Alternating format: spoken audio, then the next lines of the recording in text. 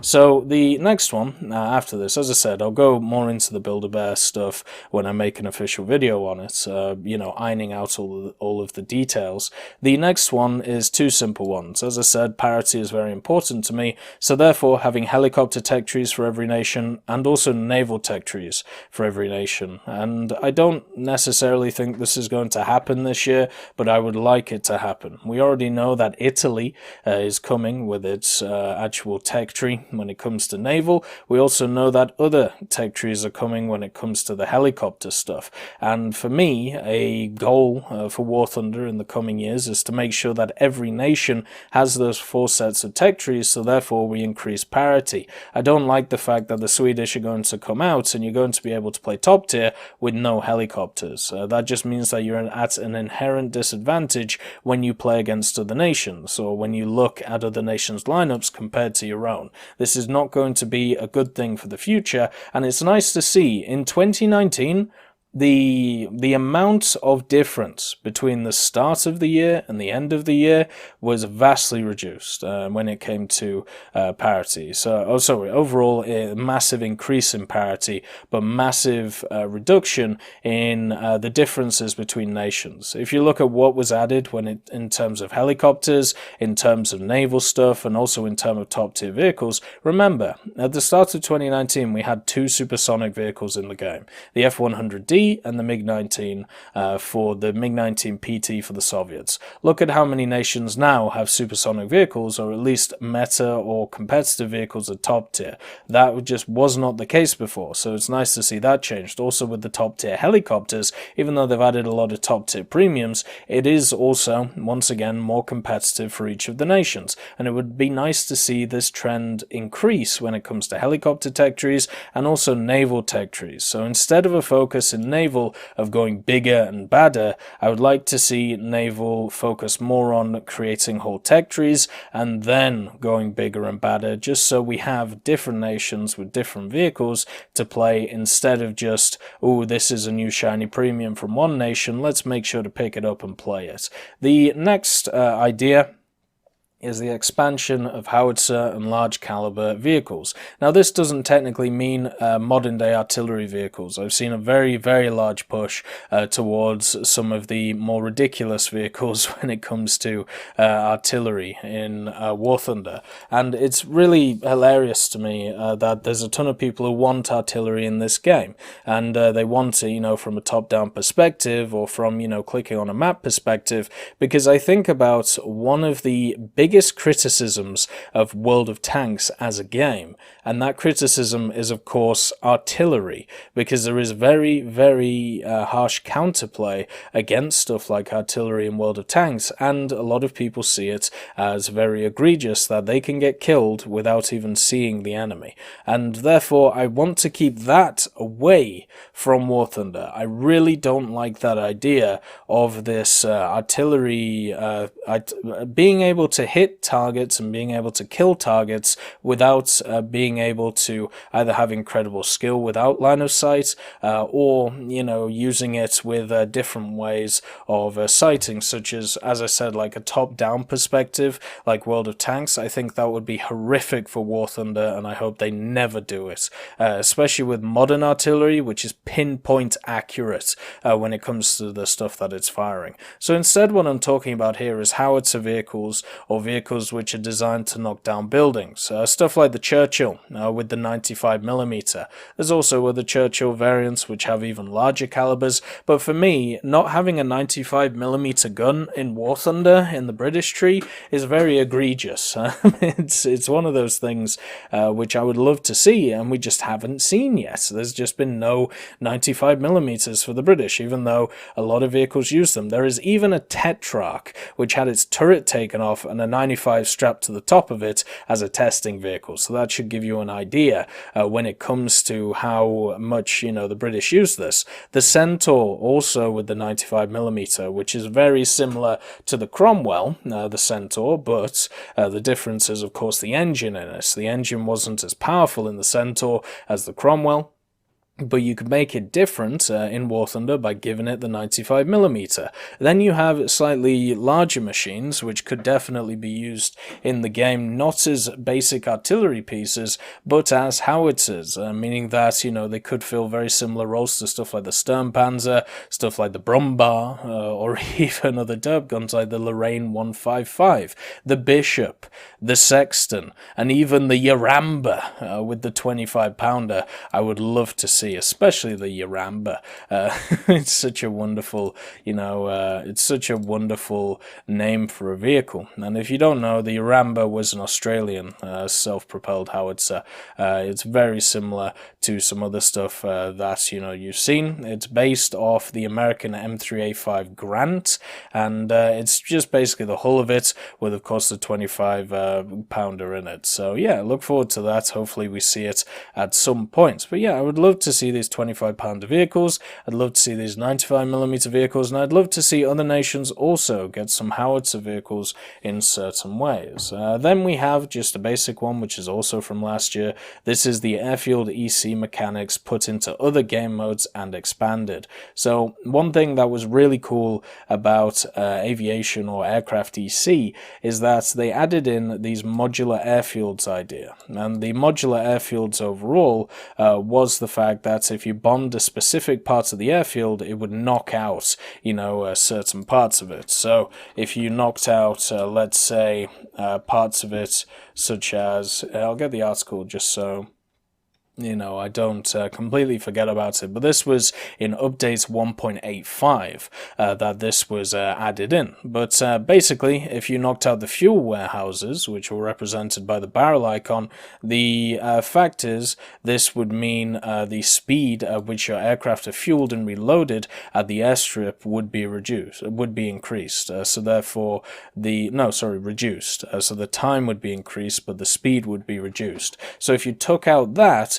it would mean people would take longer to repair. Why don't we have these style of mechanics in Air Realistic? It would mean that bombers would have a reason to be able to try and bomb specific parts of the airfield instead of just dropping them willy-nilly all over the place. You also had other stuff such as hangars, which are part of it. This is also responsible for the speed at which aircraft are repaired at the airfield. And then you have the residential zone, which is also responsible for the repair speed of all other zones, so actually, you know, bringing them back up once they are destroyed. There is all these really interesting and wonderful factors which were added into the game in 2018, the 26th of December, so around about, a year and a bit ago, but haven't made it to other parts of the game. And they just haven't made it, which is very sad. You could even add in a train area as well to the modular airfields, and this actually links into the next point, which is modular bases. Why couldn't we have the same mechanics for airfields but for bases? What you have is three areas of them. You have supply, production, and transport. And what this basically would mean is your supply would, once it's knocked out, you wouldn't be able to supply other bases. Instead, what would happen is you would not be able to move goods between the bases, which would go in forms of trucks and stuff like that. I made a whole video talking about the way that I wanted the, you know, everything to work. So pretty much what would happen is the bases supply each other, so therefore they can give each other health. And once a base is knocked out, then a line or a convoy goes from one of the airfields to that base to repair it and make sure it's okay. Then you would have a production part of the base which creates stuff for the other bases, and then it's put on trucks, which would be the supply part of it, which would then go to the other bases,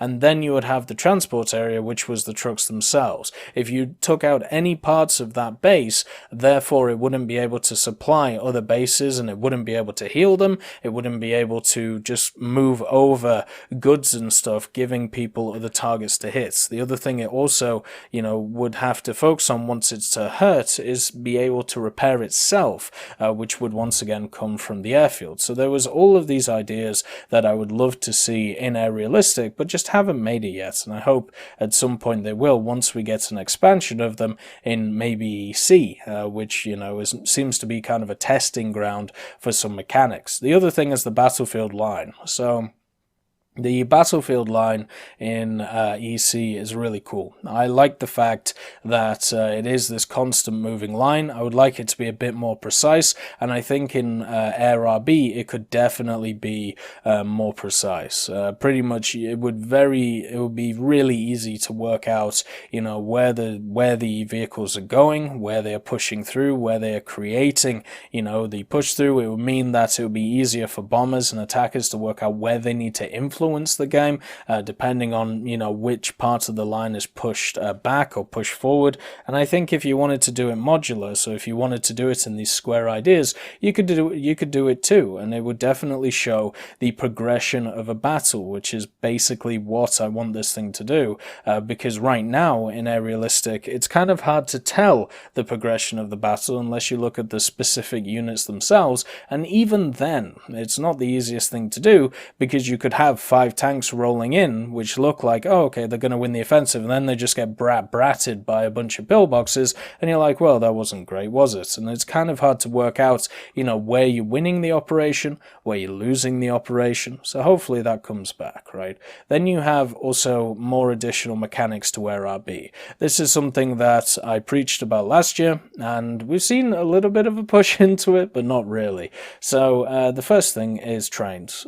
Trains which would supply bases, making sure that they would once again be repaired, or making sure that, there was just constant supplies between them, so if they were hurt, they could be healed, and if they weren't hurt, then, if you could maybe get a bonus for your team if the train is able to go past all of them and be okay.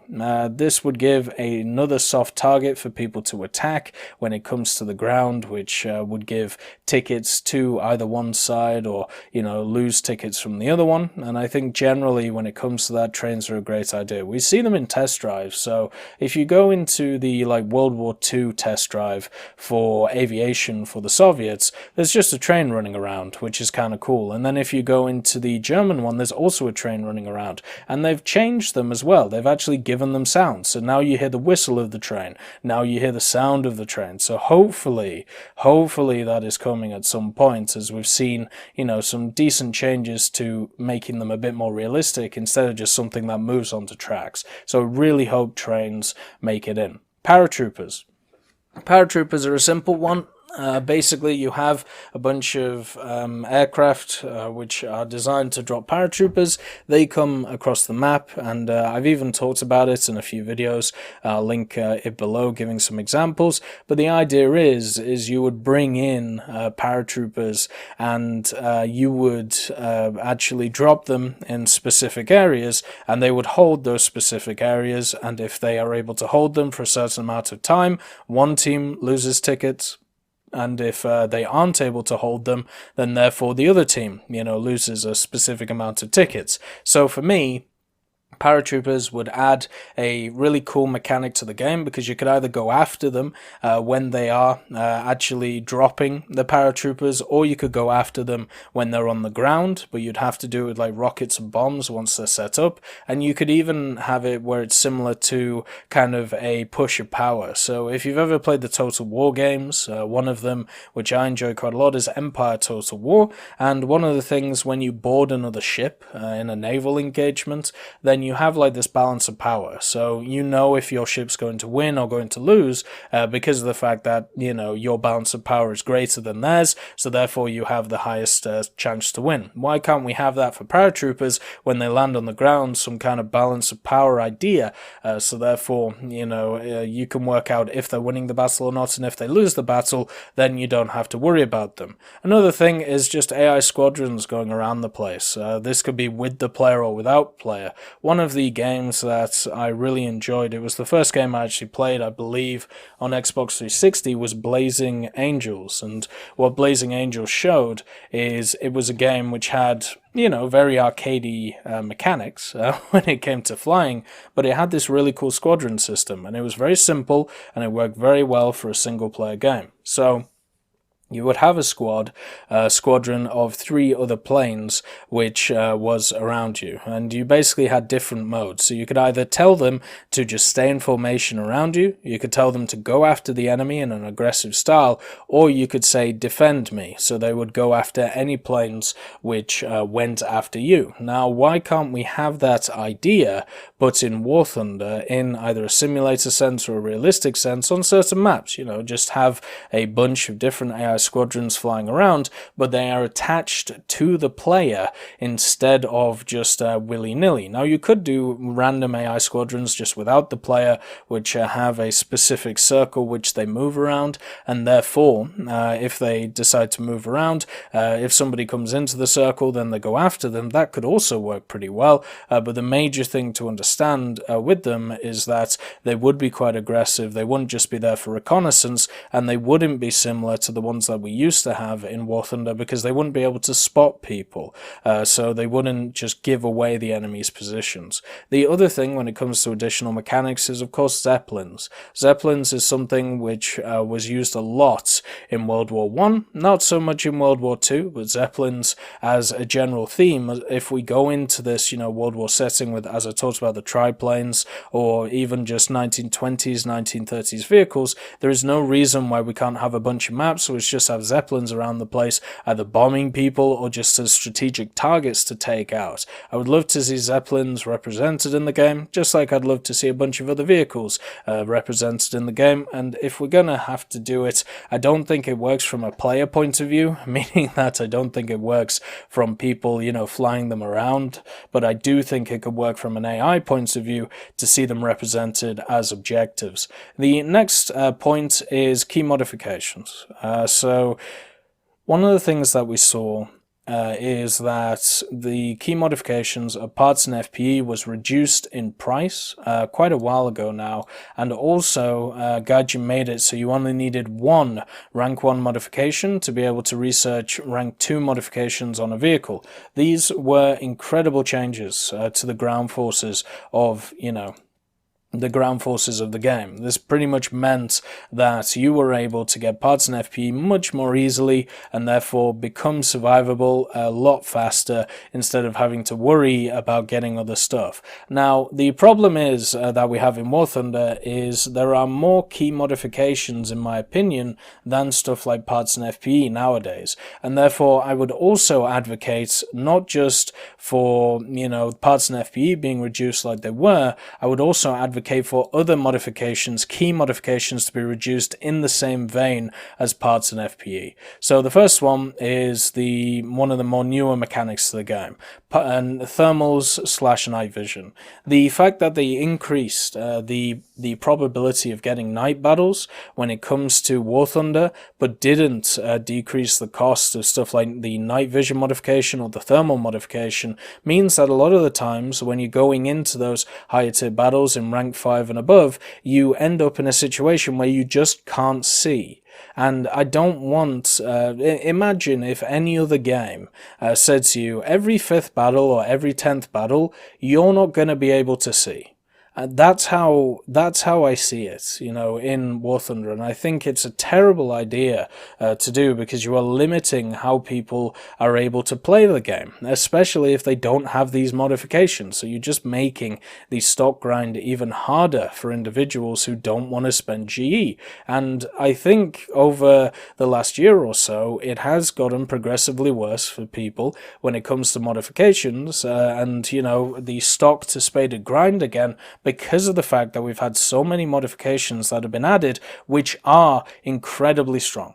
As I said, thermals and night vision is one of those. Meta ammunition choices for ground vehicles is also another one. The engine upgrade on aircraft is incredibly key for a lot of vehicles to really realize their true potential. Bomber bomb loads is another one. being able to get, your decent bomb load before you get everything else is sometimes game-changing for a lot of vehicles. Then you have helicopters in the form of their secondary weapon choices, with ATGMs, with rockets, with, bombs and stuff like that. Everything is key when trying to get those helicopters as combat effective as they can be, and one of the things which is stopping them is the key modifications of the, the ATGMs, basically, which you can't use until you unlock them.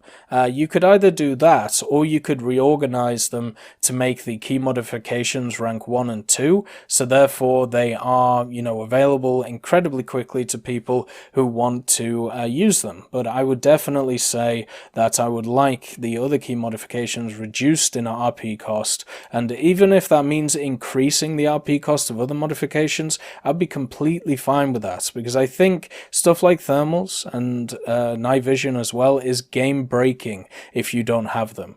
Giving somebody access to thermals and giving somebody no access to thermals or no access to night vision in a night battle, they can't do anything. It is impossible to play the game. And for me, therefore, I would much rather see them reduced, so therefore there is a less of a stock grind for people playing through them. Another thing, which just got past the developers recently, which I would like to see, is the Panhard EBR. And it's a simple reason. It's another one of these French vehicles with a decent gun on it in the form of the either FL10 or FL11 turrets with the 76mm. It's a very fun machine. It's got a bunch of wheels on it. It also brings some different gameplay depending on if you can raise or lower the central wheels. And also, it's just another armored car which adds to the bunch, which I talked about before. So just as, my vehicle wish, that is one of them. The other mechanic which I'd like to see tested, just to see from a general gameplay point of view, is anti-ship missiles. I want to see how they would work in War Thunder, whether they would work, or whether it would just be a big flop, in the fact that you would have these anti-ship missiles and they would take over the game. I want to see them added, but in a small sense, just to see how they would do, because I think eventually they're going to come anyway. I just want to see if they can get the mechanics right in defense against them before they go whole hog and add them to each nation. So add them in a small way just to see, just kind of like how they did the bullpups with the FGA4B VMF, and let's just see how, how they can be worked out and how they can be played. The last thing is something called the Thunder Pass. Now, what we see from a lot of other games, especially free-to-play games, Cuisine Royale even has one of these, is a Thunder Pass idea. Now, what this means is you would either pay some money, or you would get access to the stuff which would be on offer by grinding out challenges for the pass. And the pass would be a monthly thing, or it would be a bi-monthly or tri-monthly thing, and the idea would be is so you can get different monthly camouflages for vehicles, different ways to actually get different cosmetics in the game, and it would be just a way to improve the monetization of War Thunder and also give players kind of what they want, some ahistorical or interesting skins that they can run around in. And remember, we have the option in War Thunder so you can turn off those things so you don't have to see them. So therefore you would have, a way to get these monthly camouflages or, monthly challenges to work towards to make the grind easier, and also, get access to something which is different from the norm. I like the idea of a Thunder Pass. I might make another video on it, but last time I did it, it seemed like a lot of people didn't like it, but I don't care. It's something that I personally would like to see, so therefore I'll try and advocate for it. So yeah, that is my hopes for 2020 when it comes to War Thunder. A lot of mechanical stuff, a lot of early war stuff or interwar period stuff, but I think personally I'm much more interested still in that than any of the modern stuff that the game has to offer, which all feels very similar. Anyway, I hope you have enjoyed this video, and I'll see you next time.